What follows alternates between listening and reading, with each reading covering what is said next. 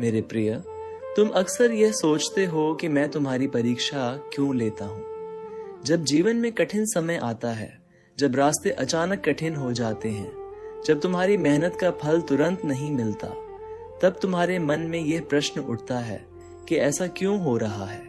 तुम सोचते हो कि यदि मैं तुम्हारे साथ हूं तो तुम्हें इतना संघर्ष क्यों करना पड़ रहा है।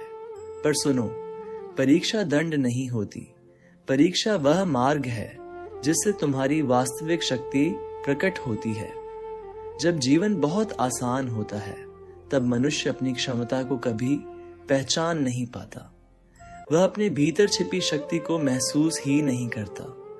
पर जब परिस्थितियां कठिन होती हैं, जब तुम्हें धैर्य रखना पड़ता है, जब तुम्हें हार मानने का मन होता है और फिर भी तुम आगे बढ़ते हो, तब तुम्हारे भीतर का साहस जागता है। वही साहस तुम्हें वह बनाता है जो तुम बन सकते हो।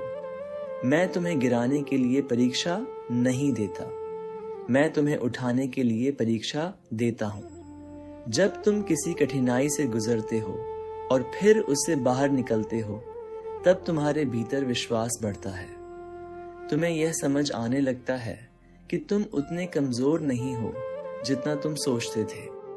हर चुनौती तुम्हें थोड़ा और मजबूत बनाती है, थोड़ा और धैर्यवान बनाती है और थोड़ा और जागरूक बनाती है।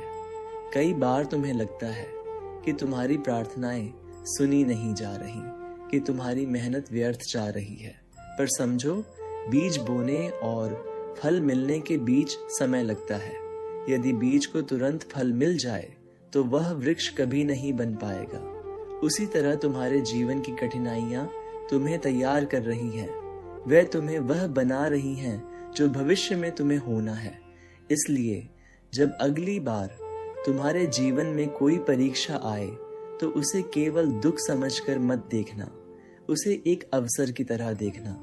यह अवसर है अपने भीतर की शक्ति को पहचानने का, अपने विश्वास को मजबूत करने का और यह समझने का कि तुम्हारा मार्ग केवल सुख के लिए नहीं, बल्कि विकास के लिए भी बना है।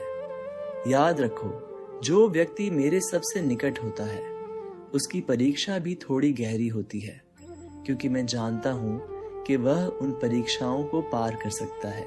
इसलिए घबराओ मत, अपने मन को स्थिर रखो और विश्वास बनाए रखो।